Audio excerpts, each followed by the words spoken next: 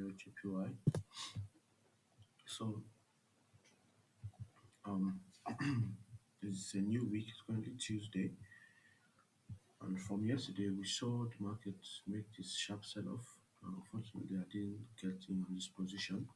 Okay, so hold on, guys. Let me switch this to. I like using the black charts, but it came to my notice that most people don't really understand uh, the black charts. So let's just switch to colors. So seeing how we had this daily candle close last week, I was more or less still looking for sales, especially seeing the fact that we closed below the moving average, which we've retested. Okay, and yesterday we saw this candle push to the downside. So right here is a new lower high.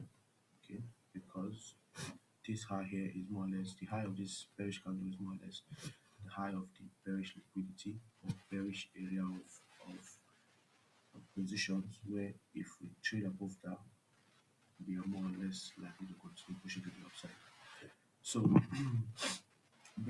going down to the 4-hour time frame, you can see that um, yesterday we more or less traded below these areas of support here, 1, 2. Okay, so we're very much in a bearish market right now, so especially with the week daily closed yesterday.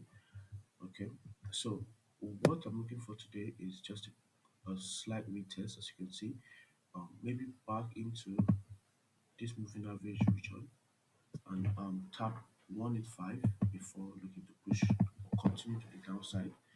Okay, on the 1 hourly, we can see that the market has more or less made a low and is pushing to the upside, even weeks here. So we could see that retrace, okay, maybe a little bit deeper into 185 weekly region, since that we broke down, and that could be a very good sell area to then take a position to the downside from.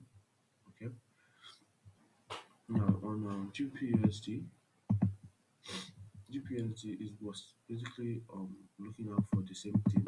Okay, on the weekly, so I use the weekly for GBPUSD. We've seen that last week closed really bearish, which I did a video about.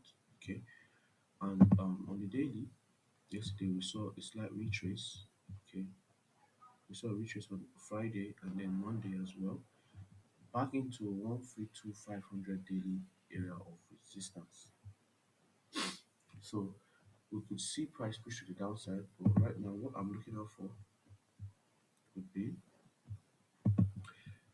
the same thing that we saw before we took the other big trade that we took, would be a break of support. As you can see, we've had a 1 hour area of support, and price has basically been testing this region and really not having a closure below. If I see a closure below this area of support here, I will sell and have my stop just above these highs, hoping that looking for price to push to the downside from 1325 into probably 131250. We'll be back into this trading area of support. So let's see how this goes, and I will check